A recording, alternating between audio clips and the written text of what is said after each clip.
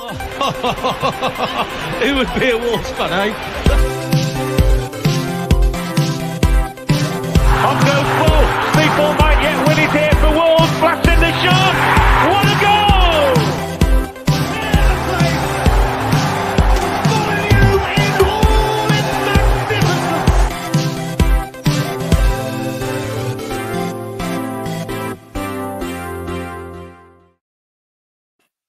Hello and welcome everyone to today's episode of the Wolves Fancast, part of the Audi Network. Joining me on this, I was going to say cold Sunday evening. It definitely feels like we're hitting the winter, and I think as I'm joined by Ed, Tom and Luke, we're all feeling the effects of the clock going back, aren't we, gents? Yeah, we've all got kids, haven't we? So it doesn't nothing. count. Yeah, it means absolutely nothing. Yeah. It's like, how dare they not respect that you're supposed to get an extra hour's sleep? Because my body is working overtime right now, but I will do it, ladies and gentlemen, for the Fancast, because I'm really keen to talk about the game that happened yesterday. Wolves did draw 2-2 against Newcastle, and there's lots of talking points, lots of discussion to be had. Right from the off, to be honest, guys, because Gary O'Neill made a couple of changes from the last time out, with Lamina and Neto coming in, but Traore starting once again. I mean, Ed, we happy with the team? Yeah, no surprises. Semedo comes straight back in. Lamina has to come straight back in. They're both nailed on starters, aren't they? Maybe the only talking point was dropping Joao Gomez for Boubacar Traore, but Traore played well against Luton and in his cameos this season, so I think he deserves his chance, I think. Yeah, I sort of feel like that. And I think, particularly on like Joao Gomez, I mean, it's easy to forget he's still a young lad. And I don't think anyone was almost expecting him to start every game this season. It was only through necessity, in a way, that he's been expected to. But overall, everyone's kind of expecting that lineup, weren't they, Tom? Yeah, I think the only question is now is how he's going to line those players up, whether it's going to be 4 at the back or 3/5 at the back, depending on how you look at it. And, you know, through what he was saying on Monday Night Football and what he said throughout his time with us is he's always said he wants to be adaptable. So if you've got players that can play in multiple positions, then, you know, the starting 11 isn't the be-all and end-all, you know, because the system is, you know, can be different regardless. And again, it was a bit of a hybrid sort of system. It's more 4, wasn't it, yesterday? And he just put he just had Ait-Nouri glued to Trippier. So if Trippier pushed up, it was a 5. If he didn't, it was a 4. And I think generally, he got it about right. Yeah, I think it felt like Wolves really exploited Newcastle and their slight midweek hangover from European football, and I can't remember seeing Wolves really press a team to that intensity in a long time. It felt like, from the off, to be honest, they were really up and at them. And I think it potentially helped having Traore in the middle of the park. He's got a big physical presence. But let's talk about Ait-Nouri, because, again, he seems just like a man reborn, doesn't he, Luke? Yeah, definitely. I feel like he's playing with a newfound confidence. I think there was question marks in the summer over whether he's even going to stay or whether Lopetegui was going to get rid of him. So, did Lopetegui have that confidence, have that faith in him? Was he instilling that confidence? Possibly not. And it feels like Gary O'Neill's come in. He's really giving that confidence boost. And I feel with any player at any level, when you're playing with confidence, you know, you're going to see an improvement in your performances, because there's a lot of talk of signing Cresswell in the summer, and Ait-Nouri was one of the ones that many fans, including myself, was thinking, well, if Cresswell was to come in, then we're going to have Cresswell, Ait-Nouri, Bueno, and Totti, who can even play at left back. Ait-Nouri is potentially the one that we're going to sell to make room for him. But he's been given his opportunity and he's been absolutely fantastic. I mean, I was thinking yesterday at the game, I was talking to somebody at half time and I said, you know what, I really like Bueno, I do. Hugo, not the cocknose fucker. I really like Bueno at left back. But is there any room for him at the moment with the form that Ait-Nouri's in? And I think it's safe to say that Ait-Nouri has really cemented that place in the team. And as good as Bueno is, it's going to be very, very difficult for him to get back into the starting 11. Fitness is the biggest thing, isn't it, Rich? I think that might be the difference. He's available for 85 to 90 now, whereas we were lucky to get 60 full minutes out of him, in his career up until the last 4 or 5 games. I think that's the biggest difference for me. I think the talent's always been there, but he wasn't available for the whole game. Yeah, he either getting subbed off early, or he didn't seem like he'd be able to play sort of 2 90 minutes in a row. And he said it's for difference, and I think even before we switched to 3-5-2, and I know Sean in the YouTube comments, big shout out to everyone who's watching live and on repeat. Sean says it makes sense that Ait-Nouri is better in a 5. He can afford to be on his front foot with extra coverage behind it. It's completely true, but he's looked solid in the back 4 as well. Like, he's not been someone who's really let the side down to a degree. And I think, Tom, you're right, but his defensive play limited Trippier a lot. And I know they played midweek who fucking who. But he seemed to really push him back and make Newcastle think about what they're doing a lot more than I think they actually anticipated, to be honest. I think Trippier got the highest stats for balls into the box. From what I saw yesterday, in the Premier League. And so, I don't remember him putting too many crosses in. So, if you nullify Trippier, you take out a massive part of Newcastle. Yeah. So, I think he was. I thought Trippier right. I thought he looked average at best yesterday, Trippier. When you're looking at England international, then if that's the best we've got to offer, I know they've been sort of shoehorning him in at left back, and it's only one performance to go off, but he looked so poor. He looked a yard off the pace, and he was full of fouls. Even off the ball, if you noticed off the ball when we was countering, he loves a pull of the shirt, or you know what I mean, like trying to hold somebody back, which I believe indicates that you're struggling.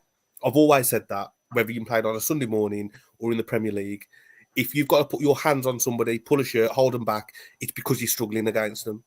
And I felt Trippier really struggled yesterday. I mean, it seemed across the park because, again, I thought that Dan Burn was similar, and he had an off-the-ball check, and I don't like him. I don't know what it is about him. He's too tall, mate. That's what it is. I'm not having it. He's wank. I don't quite get the hype around him, and I know, like, don't get me. Because he does funny dances on Sky Sports. That's all it is. Yeah, he's shit. In fact, is it the fact that he's like a 6'6" left back as well?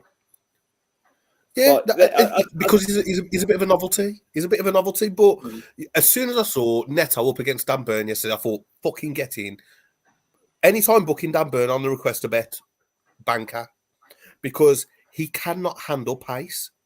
He just cannot handle it.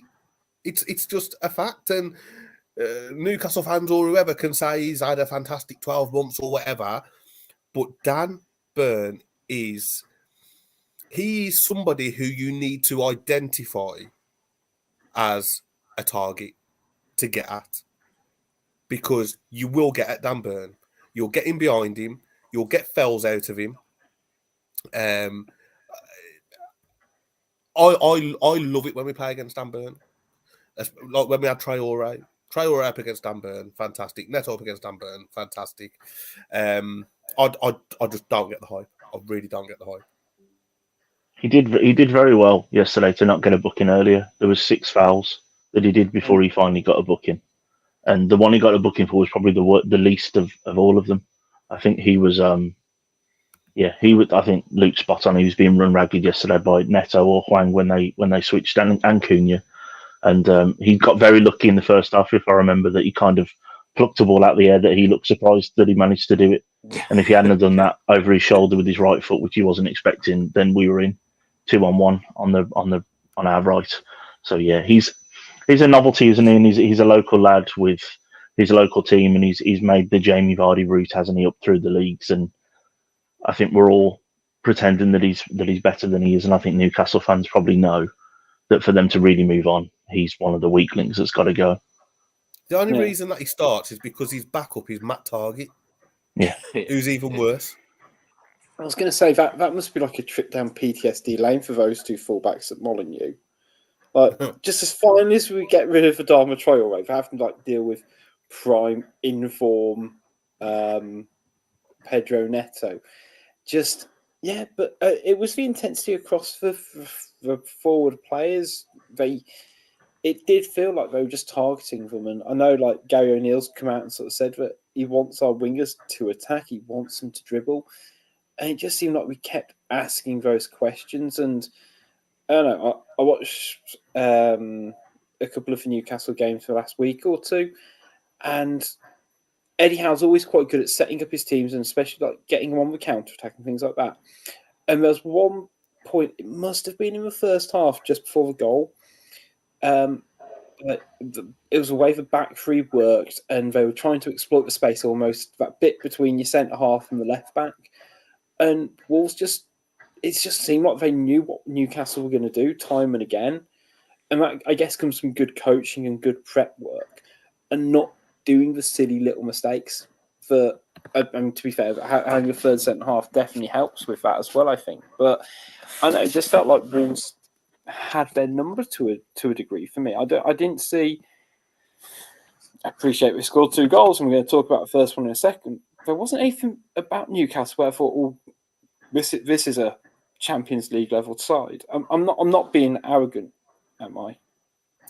I think there's a couple of times where they found some pockets of space in between our defence and midfield, where they was able to pick the ball up and then drive at our defence. Almiron did look dangerous at times as well when he was sort of breaking the lines with his running.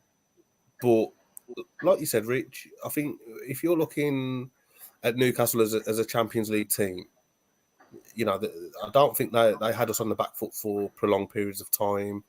I don't think they really caused us too many headaches or issues. I think, like I said, the space between our defence and midfield, yes, they did find that pocket a couple of times, but beyond that, I didn't see much to think like, this is creme de la creme, elite level football. I think they're still a long, long way off being where they possibly think they are. And there's a lot of work to do within that squad. To me, it just seemed like we was playing any team from sort of Brighton, Tottenham, Villa sort of levels of team, that, you know, that sort of 8th to 12th. Yeah. That's how it seemed to me. I mean, but we'll talk about the goal, the first goal, because it does feel like every other game at the moment, doesn't it, Tom, where there is a point where Sarr is just liable for a cock-up.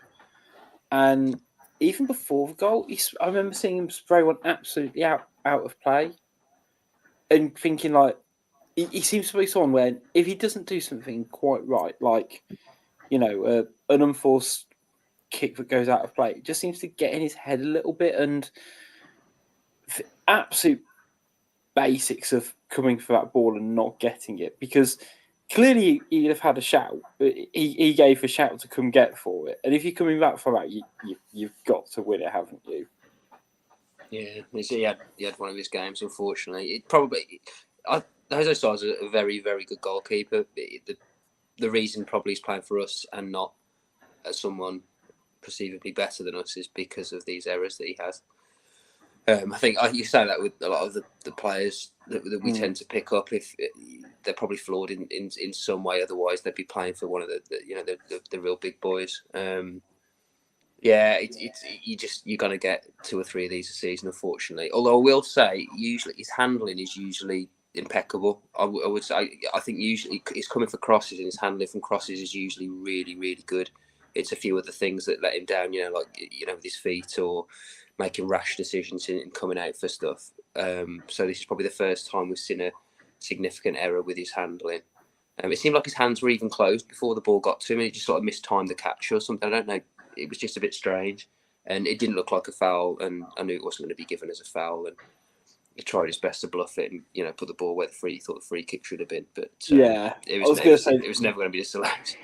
Yeah, there was a level of gamesmanship there, and watching it back on replay, it's like getting checked by VAR. And like I remember seeing it, and we'll talk about harsh decisions in a minute. It's like if this somehow gets overturned, because I think he actually flies with Traore effectively. I think Longstaff doesn't even really make any much contact. And I thought, I tell you what, if Wolves get a free kick here, we have fucking got one here. And yeah, it was just silly because it felt just against the run of play.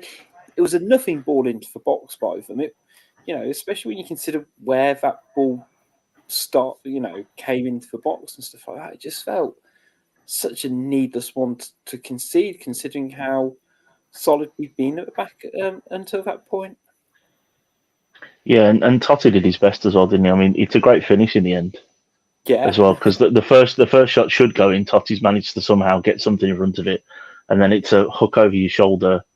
Not a hit and hope, because it's he's a very good finisher, Callum Wilson. But even then, we were still bodies on the line, kind of defending. So yeah, I don't know if Jose Sar's been training with England cricket team or something, because he's put one down there, hasn't he? And but they've embarrassed themselves. It's bizarre you say that, and this isn't just me shoehorning in a graphic that I stole off Optoanalyst, but they had that goal ranked really highly in terms of its XG rating, and I kind of looked just like he scored effectively an overhead kick. I know it's like 6 yards out or whatever, but yeah, when you I don't think XG. It's based on where you are on the pitch and who's in front of you. I don't think it takes the body position of the striker into consideration. It might count the first bit of that might count the one Totti blocked as well. So I think it's probably a collective of the two rather than the final one. Effectively on the XG scoreline, it had Newcastle at 2.18 versus Wolves 0.98, and again, you look at the stats. The wider stats of the game. We had more shots on target and things like that, more corners. And I quite like XG for what it roughly does, but it just felt a bit bizarre, especially for Lamina's goal as well. So Wolves, one of the biggest things about yesterday's game for me is how they responded to difficult situations, because we've seen this Wolves team crumble a lot. Even under O'Neill, but we did it last season, and how they can't really always handle those emotional situations. And the fact that we went down twice, had a bad penalty go against us, had our star man get injured, their resilience was just perfect, to be honest. And how they responded to the goal, like sort of mentioned, even the build up for a corner, which led to a goal, that was so nearly a goal as well. Yeah, last year we had an argument that we were emotional because we had an emotional manager, didn't we, under Lopetegui? And maybe there's a little bit of a difference now in their mindset, because they don't quite have that sort of Spanish hothead on the sidelines. I don't know if that's an issue or a possibility, but we definitely seem to be more resilient than we were even last year, when we pulled everything out of the irons after Christmas, didn't we, after the World Cup, and finished comfortably in the end. So we definitely, we fought back when realistically you would say that a Champions League team probably should be able to see out a 2-1 away at a team that had a manager with 6 days to go to the season, and we lost Neves, etc. But yeah, they didn't let any of that bother them yesterday. It's the first corner they've conceded, Newcastle. First set piece they've conceded all season as well. Which is always nice, because we don't score many corners. And Lamina, obviously, this is first goal for us as well, which surprising almost. I was going to say, I had that when we're like, oh, it's his first goal. I was like, nah, he's got a couple, hasn't he? And then, like, you realise, actually, no, he's actually quite a defensive midfielder these days. But I mean, you sort of mentioned this first, we're not prolific from corners. And even when you look back, I thought, in my head, it was from the other way around. It was like a proper in swinger. But he's hit with such a great arc, hasn't he? That Lemina's had to work hard to get his head up. It's come a long way, and it's beaten Pope's in no man's land. Like, we talk about bad goalkeeping, and hey, we've dragged out Sarr. Nick Pope did bad for both of those goals. Yeah, I agree. He's awful with his feet as well. He's a bad keeper. All he is. He's a good shot stopper. Yeah, he's a good shot stopper. He's obviously a big lad. He claims a lot of crosses. The reason he's not dislodged Pickford is because he's awful with his feet. I mean, he had that one where he came out yesterday and got absolutely nowhere near it. They had the one last season with Raul when he should have been sent off. If I remember right, didn't he? He had a bad game for England as well. Yeah, he's had a few. So he lost. Did he not do something? Was it Liverpool that he did it and then didn't get into the League Cup final? Yeah, wasn't that him rushing out? And that's the reason he didn't get sent off against us, because Liverpool was literally like I'm sure it was the week before or something daft like that.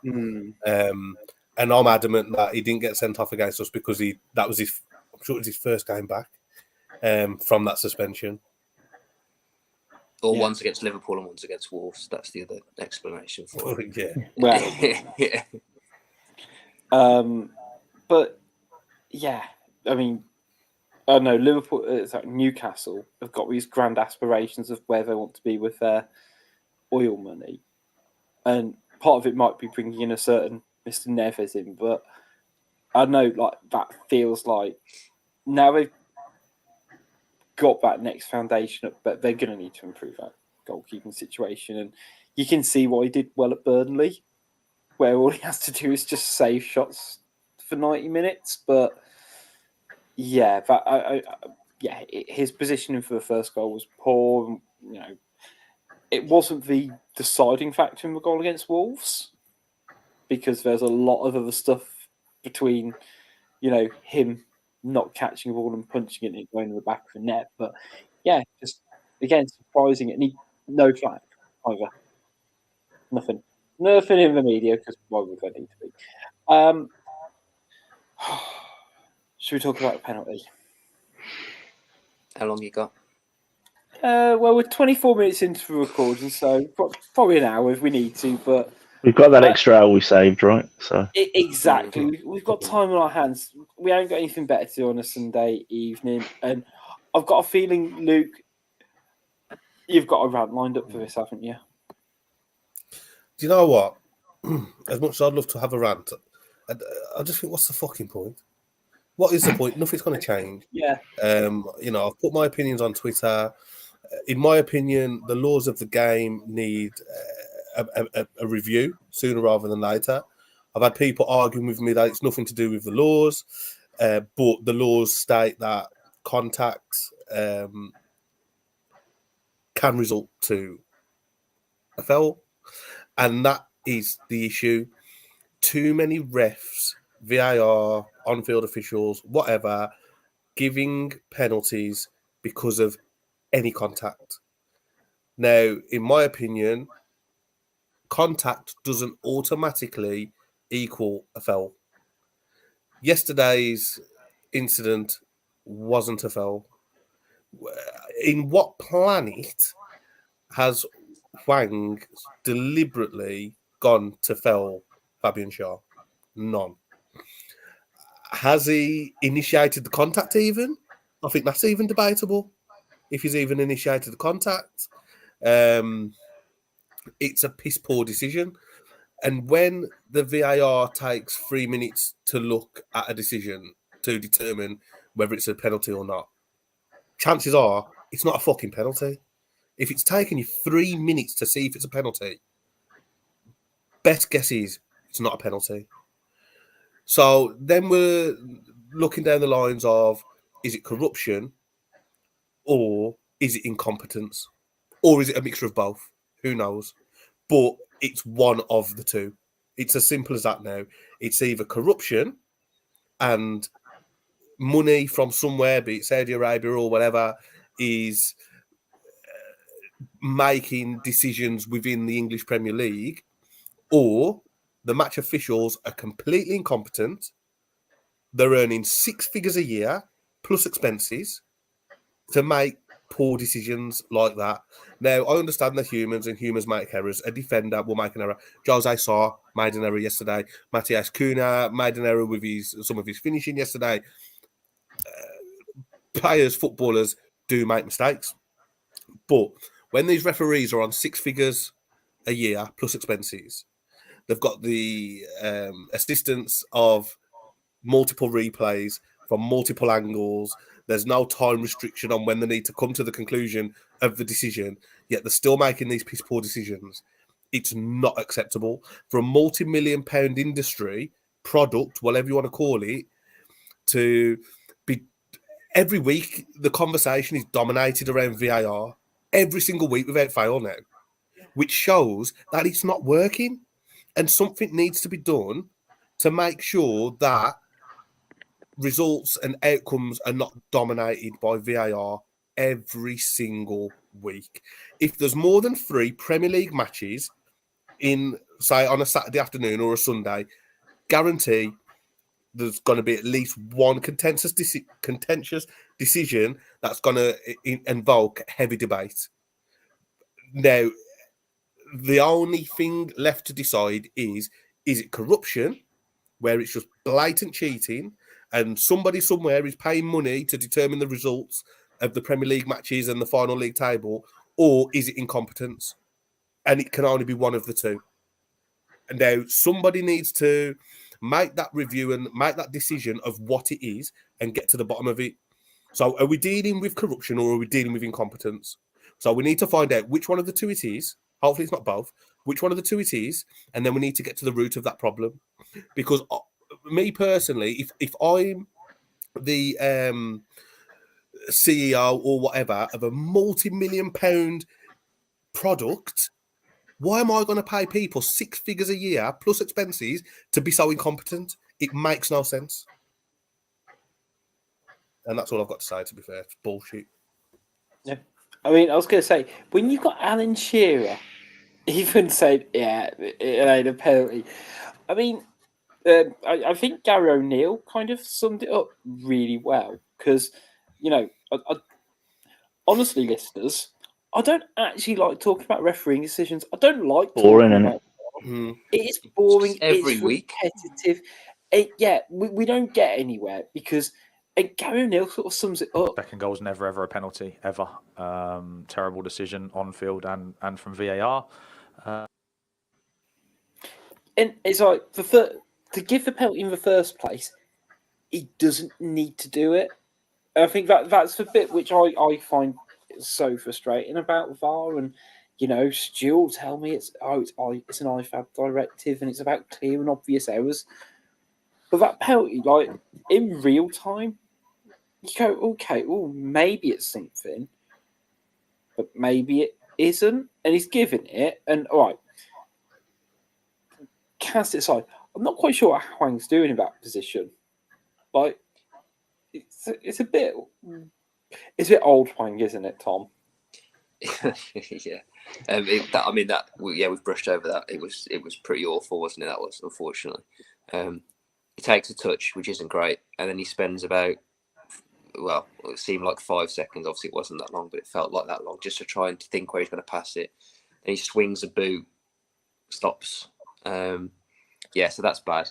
But it's such a bad decision. I'm only going to defend Anthony Taylor slightly because he had an awful game for me. Anthony Taylor had no control of the game. He only started booking people with a few minutes left, so he couldn't control the game whatsoever. I actually thought when I watched it live, it was in front of me. It just looked from my angle. I'm Steve Ball, South Bank end. It looked like a penalty in real time.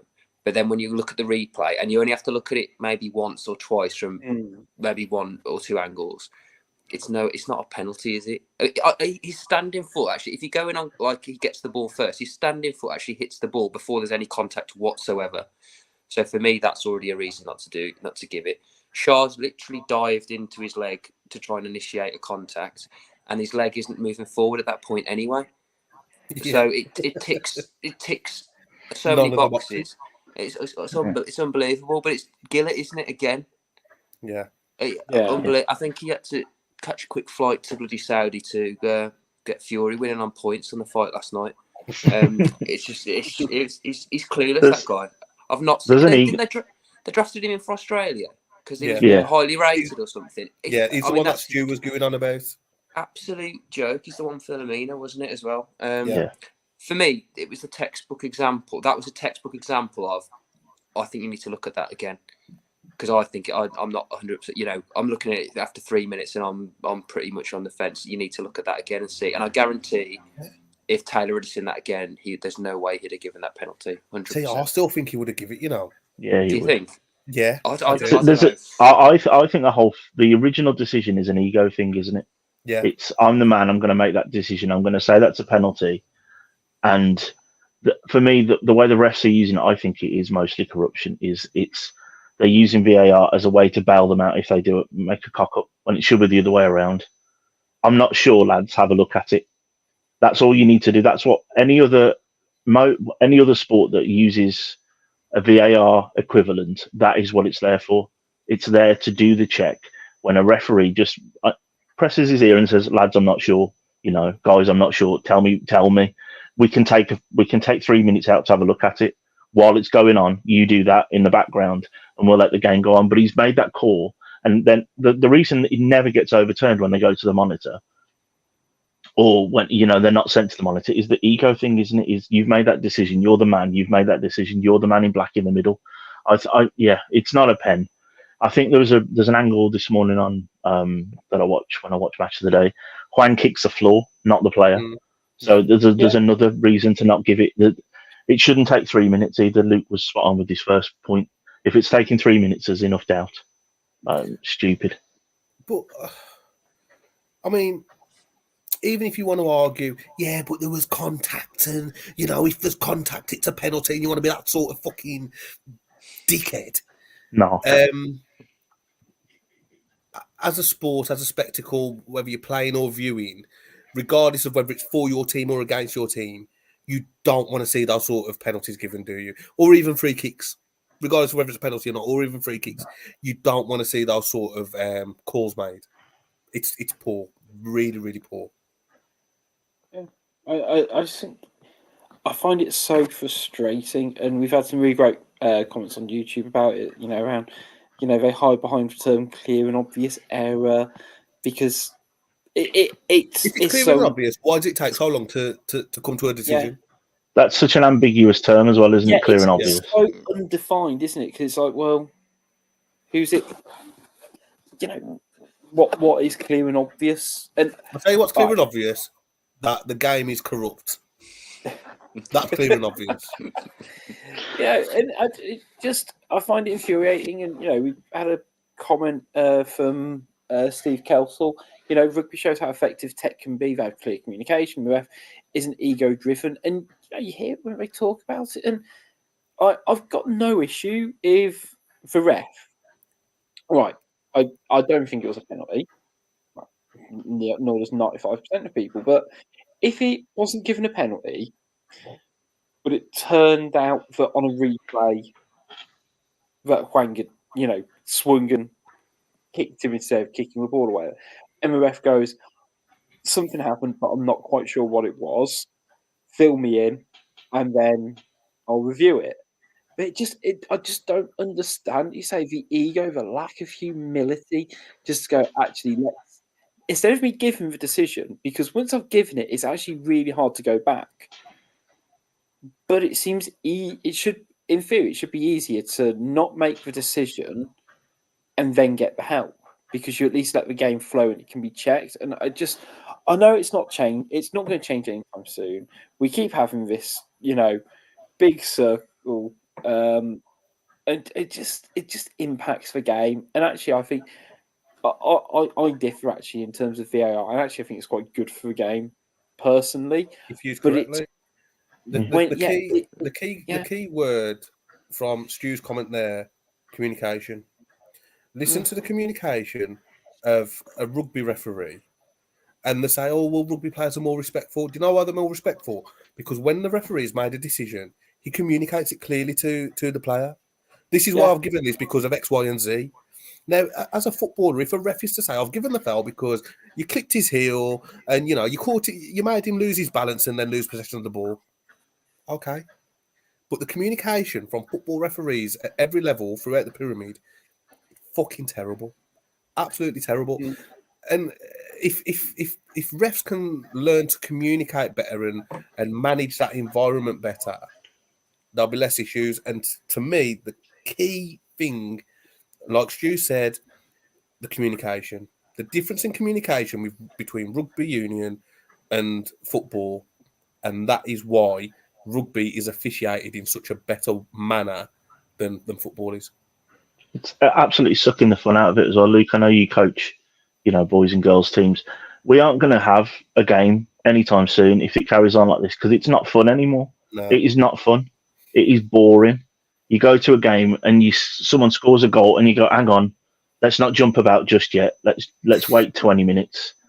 And kids aren't going to have that joy anymore. You're not going to enjoy goals going in anymore. You're going to be like, all you had to do before was look at the linesman, or the assistant referee. And now you have to be like, hang on, let me check my phone. I'm going to check Twitter. I'm going to check X, sorry. I'm going to, check in with my mate who's watching it on the TV at home. It's so boring to talk about Anthony Taylor and not Hwang's goal, or even Callum Wilson's sort of overhead kick almost goal. Do you know what I mean? We are talking about an ex-prison officer and whether or not he makes the correct decisions or not. It's so boring. No one goes to the games to watch him referee. And that's the problem. The best referees are the ones that you don't notice. Yeah. When you don't notice that the referee's on the pitch, that's because he's doing a good job 9 times out of 10. They are the best referees, the one that you don't notice. But now we're in a position where the referees are becoming bigger superstars than some of the star strikers in the Premier League. And they're getting more column inches, certainly getting more debate on podcasts, it seems like. Because of their I don't want to know their names. You don't want to know the names, do you? But, Anthony Taylor, you probably know his cock size, his misses, where he grew up, what school he went to, everything about them now because they have to be the star of the show. And I'm guessing it's fucking small. Right. To pull this back a little bit, as I mentioned, there are two great things about this game for me. A, Wolves' resilience, because, came back from behind twice. After the amount of times Wolves had a crap decision go against them, they've not quite found very funny. The second thing, I can't remember if me and Tom might have spoken about this before, is when teams score a goal against you, that you can't imagine Wolves scoring. And they did that yesterday for me. And that Hwang goal, firstly, the back heel flick by Lamina, we don't even need to cover that. When it gets punched out, and Lamina's got actually a really tricky task because he's facing his own goal. It's coming up high. He doesn't have a lot of options. But just to do a casual back heel back into play, fantastic. Then you got Toti Gomez, who decides to turn into Arjen Robben. Who fucking saw that coming? Yeah, on the right as well. Yeah. It's the first time I've never seen him look clumsy on the ball as well. I love Toti, but he normally looks like he's about to fall over. But he was in complete control. It was like he went, oh, I know exactly what. This is... I've been waiting for my opportunity to play on the right wing after playing at centre half and left back. And then Hwang, impersonating Prime Helder Costa. But the ball that Toti Gomez plays, and it almost feels in a way like training ground in terms of Hwang making that run. And then sort of checking back. Dan Burn goes sliding out of play. But I can't remember the last time I saw Wolves score a goal like that. And that gave me a lot of joy. And as much as anything and everything else about that goal. The cutback was unbelievable. If someone, if Salah had done that, it'd be all over Twitter for the next week. So it would have to be spoken Salah's about. right foot as well. It has to be Salah's. That's his left foot as well. Remember. So he just chops back without, I don't know, just without almost you seeing it. It's incredible, really.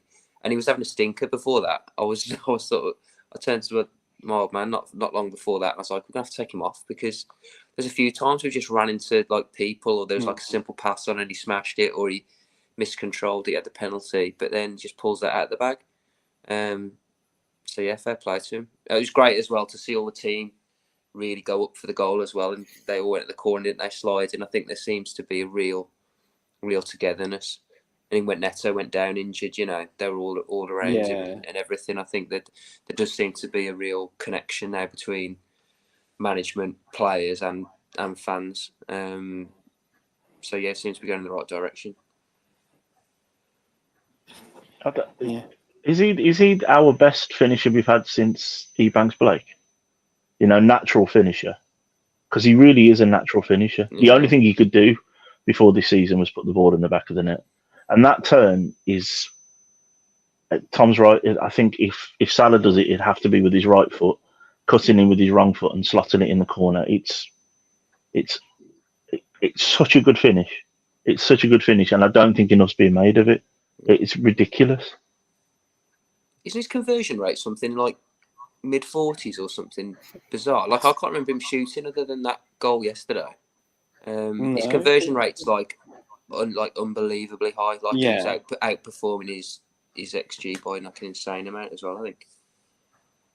Yeah, but it wouldn't surprise me. It sounds silly. It's a really good trait, isn't it, to find those little positions? But even for someone like Hwang, like, we'd have probably seen him rush it like 6 months ago and try and have it on his right for the first time, and maybe Burn gets a block and we get a corner. But it takes a player with a lot of confidence to do what he did, to check back inside and have that little bit of composure to finish. It felt really similar to that goal he scored against Liverpool when he was at Salzburg, which I think kind of slightly put him on the map, where he sort of completely sells Van Dijk for a dummy as well. I remember that one, yeah. And again, he just doesn't quite do it enough. And it's like little things like that where he is just someone who is playing at the top of his game. He's got that confidence that, Tommy, right, he didn't have a great game. Like, by his own standards recently, he was at fault for the penalty, whether it, we'll agree if it was probably a harsh penalty, he still messed up in the first place for it. But again, to not let that impact his game, and with respect to Hwang, he's sort of player might go hiding after something like that, but stepped up to the plate in a big way. Yeah, his character arc is ridiculous, isn't it? Where Hwang's come from, and he just seems to be getting better and better in terms of at least the output of results. Because, like you say, that was not what you'd have expected from him, this time last year. And the only obviously down point that you're probably going to come onto at some point, Rich, is the Neto injury. But we do have a finisher there, so hopefully he'll continue. What is it, 6 in a row? Is it for Hwang as well? Yeah, 6 in a row at home. Yeah, is he? Yeah, isn't he called John Richards' record? I think for top flight goals in a row at home. Yeah, I think so. Yeah. So yeah, because he scored at Everton. Everton last home game last season, and then he scored in every home game this season. It's like my lad said to me today. He said Hwang's gonna get sold for some big money. He reckons we're gonna sell him for some big money. And I told him, I put my tinfoil hat on and I said, he sold his soul to the Illuminati. Because ever since he's been doing all that shit with Gucci, he started scoring. Yeah, I was going to say the Hwang stat is that he scored 6 Premier League goals this season. His best return in a single campaign in the competition, which is a bit wild, to be honest, in his third season with the club. 5 of his 6 goals have come at Molineux, with no player scoring more Premier League home goals so far this season. So yeah, such a strong player, and I think you said the only genuine downside was Pedro Neto's injury, and I say we've all been there. The sound in the stadium when he pulled up, because we've been there. It's usually in the 10th minute when you're hungover and you've not warmed up properly, but to see him kind of literally go full flow and just quite literally see his hamstring pull up. I think you even like listening worst back thing here about with the commentator.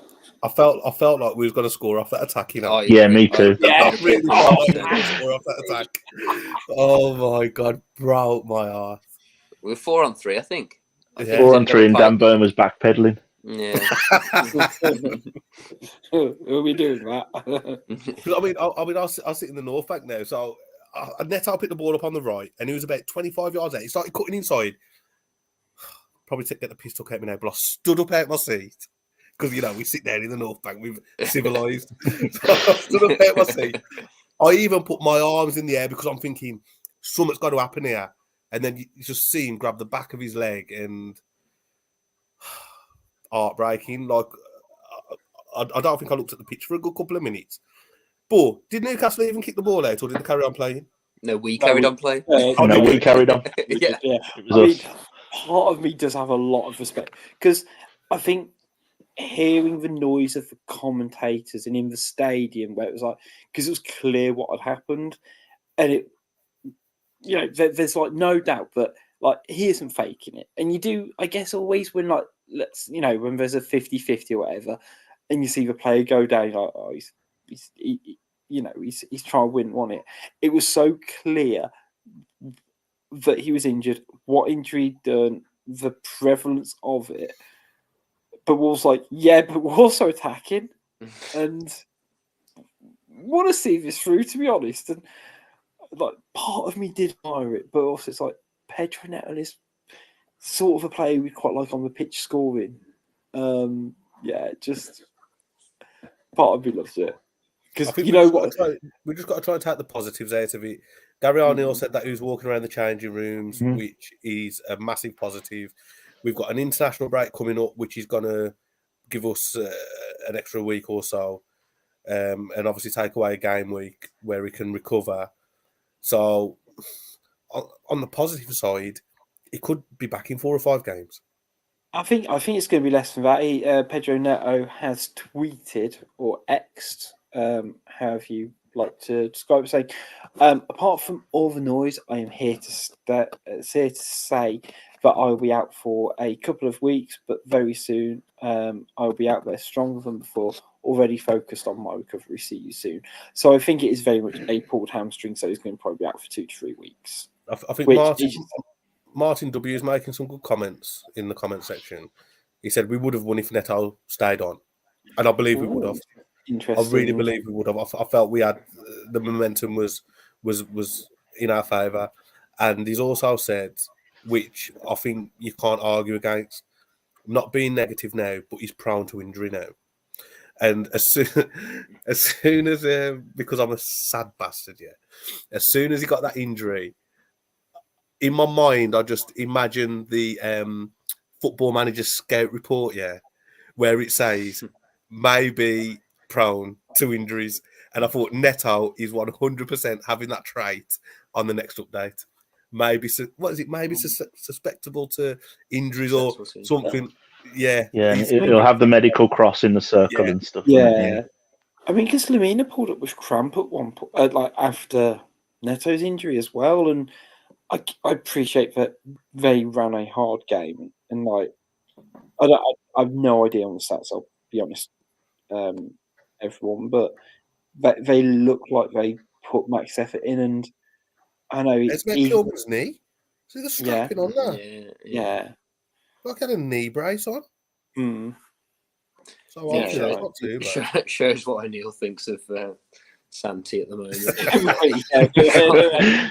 He can't get on when we've only got a centre off with one leg.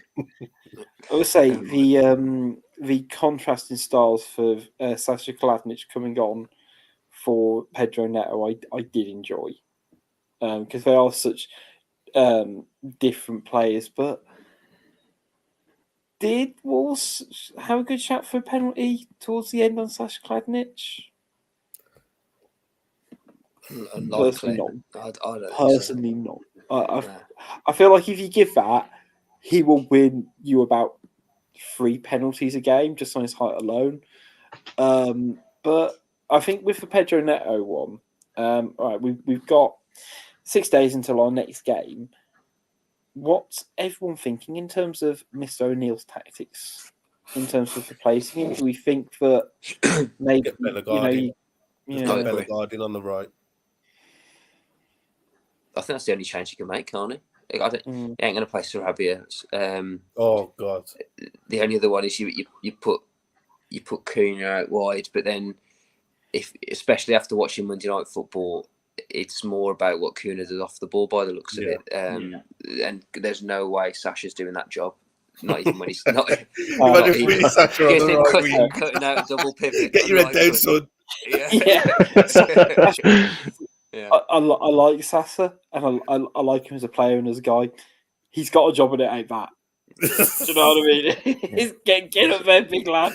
Imagine Sasha Sasha picking the ball up on the right, dropping a couple of step overs and just knocking it past the man and getting his head down and running onto it. Imagine him against Dan Burn on the wing. That would be a decent matchup. That would be all right. Imagine the foot race. If I wasn't a Wolves fan, I'd want to see Sarabi just to see how little Dan copes with it all, personally. But I don't want to see him in a Wolves shirt ever again. I ain't gonna lie. Can't stand the bloke. He's dog shit. But it's just got to be Bellegarde. Get Bellegarde on the right, and just say, "Go on, son, just do whatever you want to do." Yeah, the only other way I thought he could do it is if you did 5 at the back and then 3 centre mids. So you play, you play Lamina, probably Gomez and Doyle, and then you play, or you could put Bellegarde a bit further forward of that 3 potentially, and then you play Hwang and Cunha up front. That ain't a bad shout, to be fair. no. Yeah, but it's an option, isn't it? Like adaptability. I was going to say Doyle Solly deserves somewhat of an honourable mention as well, because it's not.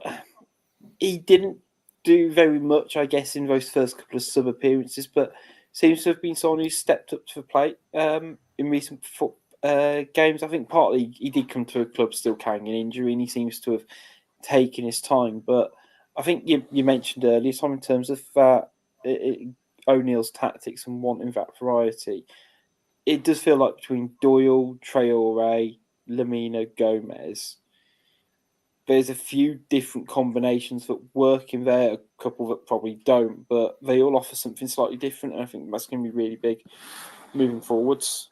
I think Tommy Doyle against Sheffield United, you got to, ain't it? He used to play for him.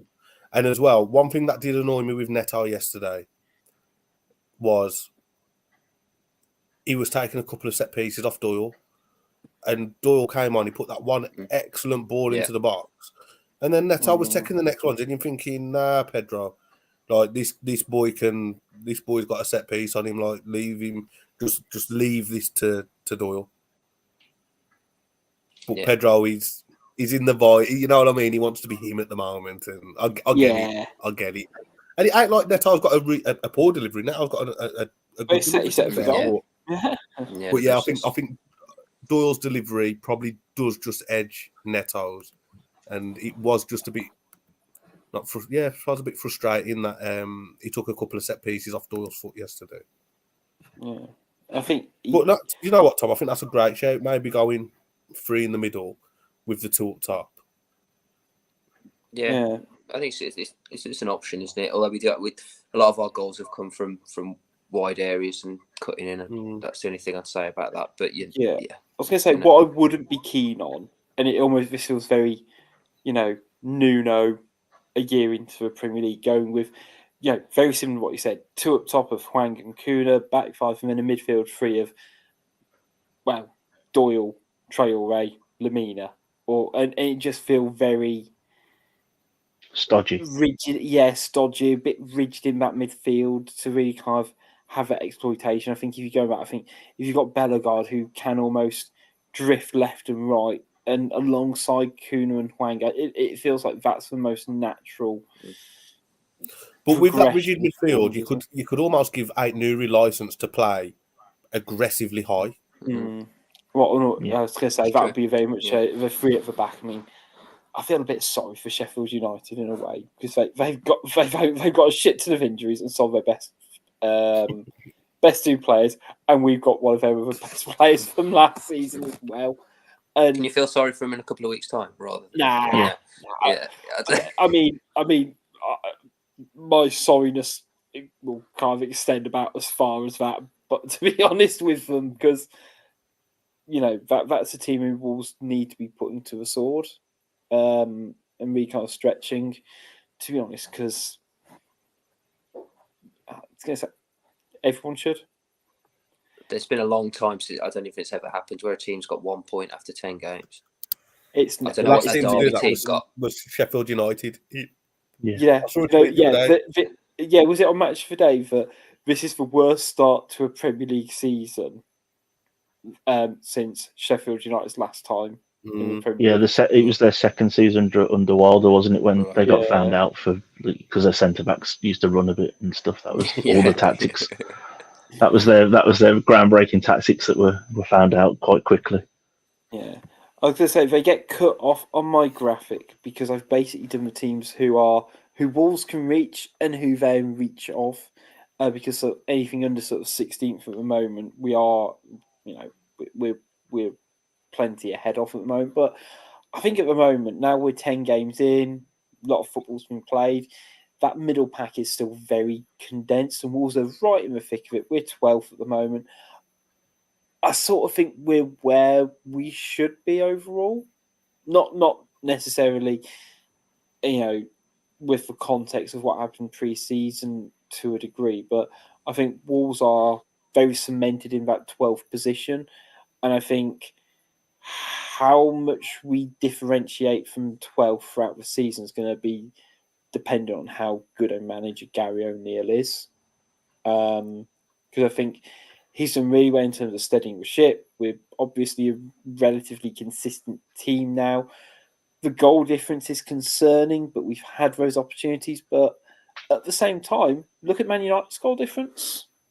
And I think as well, if you look at there's teams down there with goal differences of like minus 16 already and minus 12. So for me, the goal difference isn't a concern. I think where we are at the moment is, I think 90% of Wolves fans would take that after 38 games to finish 12th. Yeah. But I mean, I was looking at the league table myself this afternoon, and I thought, you know what's really good? We're looking up the table more so than over our shoulders, because obviously we're on a run of form and it's natural to get carried away. But when you look at the start of the season that we've had the hardest start of all the teams within the Premier League. So I know football's played on grass and not on paper, but on paper we've got an easier sort of next 10 than the first 10 that we've had. So with how the league's going at the moment, what's stopping us from catching Man United in 3 or 4 games' time and catching who else up there, like Brighton and West Ham's and stuff like that? Because let's be honest, West Ham 2 points in front of us. Are West Ham any great shakes? No. Are Brentford any great shakes? No. Chelsea, they're just frigging ridiculously embarrassing. Basket case. Yeah, Man United are poor. Look at that, 5 wins, 5 losses, minus 5 goal difference after 10 games for Manchester United. I hadn't even noticed that Man United were 5 wins and 5 losses. That is bonkers in terms of how Manchester United have lost more games than everybody in that graphic, apart from Everton. And look how crap Everton are.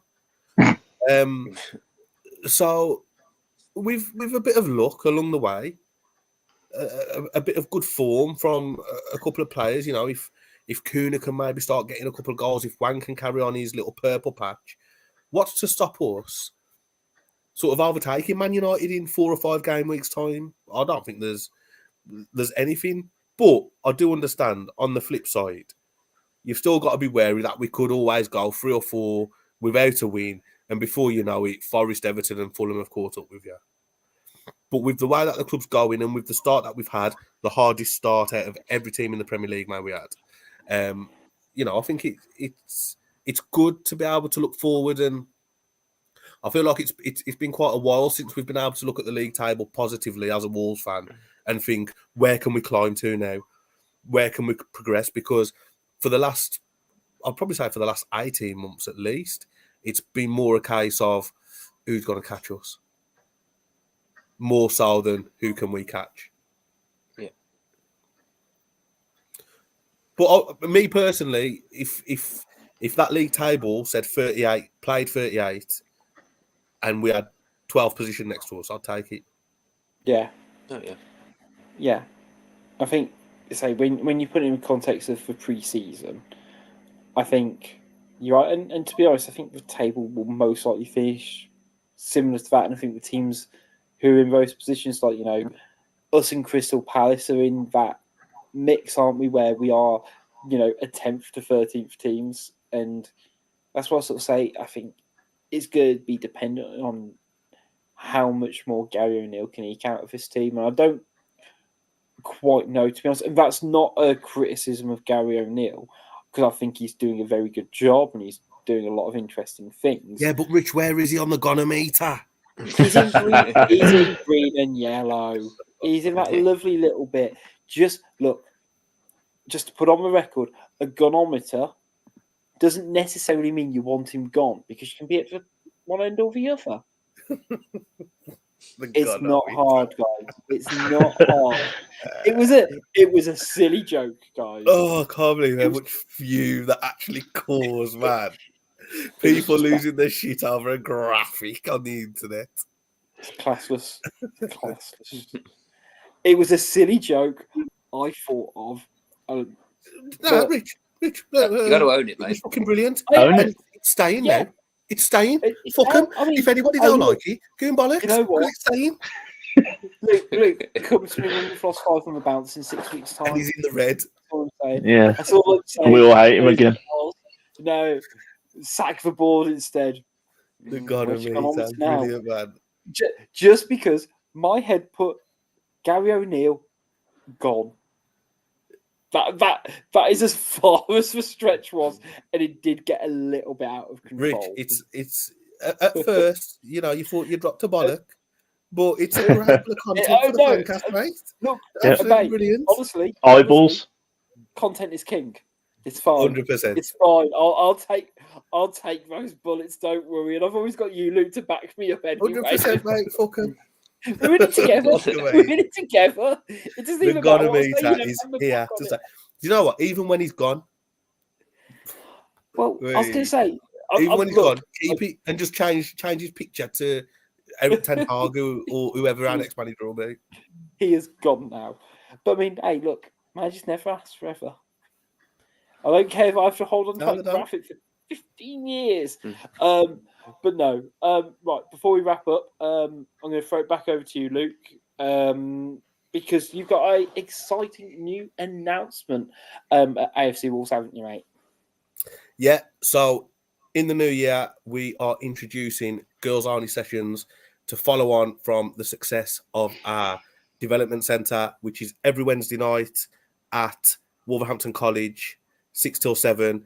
If you're interested, football sessions for boys and girls aged between reception and year 5. Register on the website.